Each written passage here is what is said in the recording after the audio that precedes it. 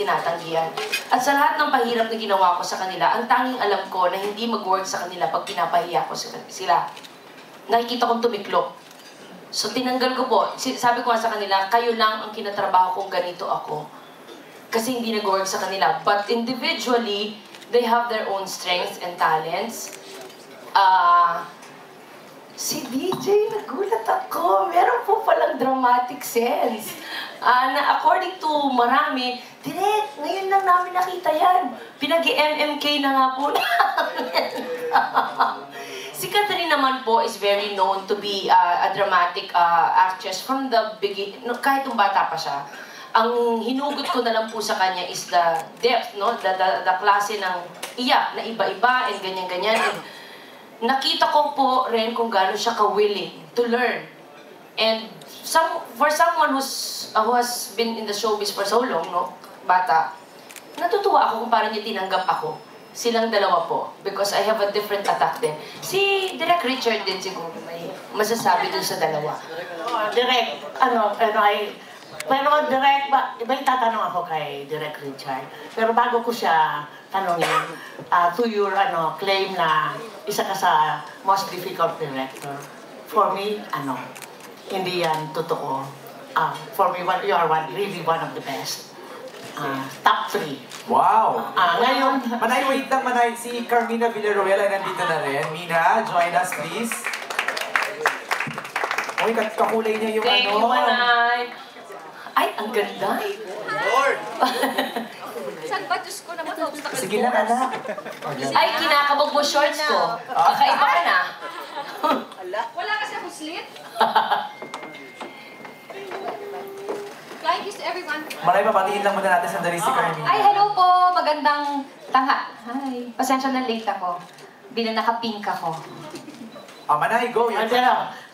kay Direk, Richard, kasi pareho mo naging child actress, naging child actors din si Catherine.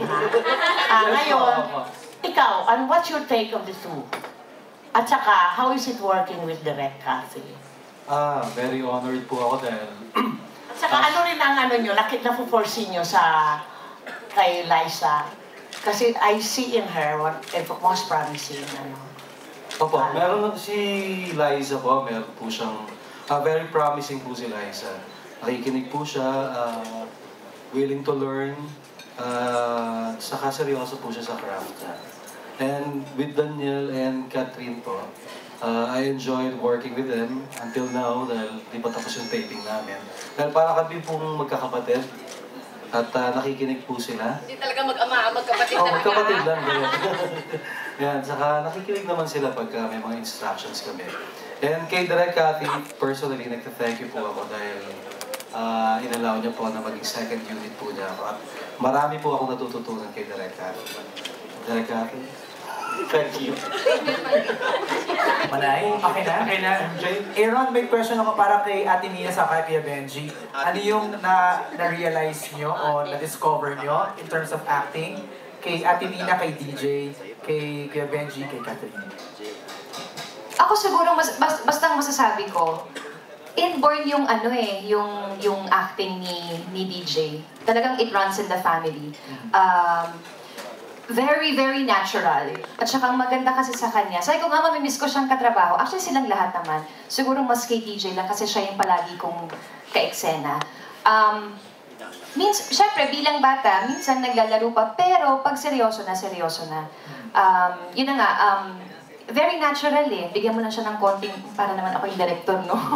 Basta bigyan lang siya ng konting instructions, ganito, napipick up niya kakagad. So pag pinapanood ko siya, yung parang, basta it's so natural. Ang galing. Yung confrontation scenes, ganun madali lang, kunan with DJ? Oo. At saka yung mga first few scenes namin together, nagko-connect kaming dalawa. As an actor, natutuwa ako kasi nakakakuha ako sa kanya. So pag kailangan kong maiyak, ganyan. So parang feeling ko talaga anak ko siya, yung ganun. May connection talaga. Medyo, diba dahil minsan parang bihira sa artista yung nagkakaroon ng connection, lalo na kapag drama yung scenes. Actually, kay Kat, ganun din eh. Yung mga few scenes na meron akong drama with her, may connection right away. And napaka-importante yun sa isang artista na meron kayong connection dalawa. Papa Barry ko naman.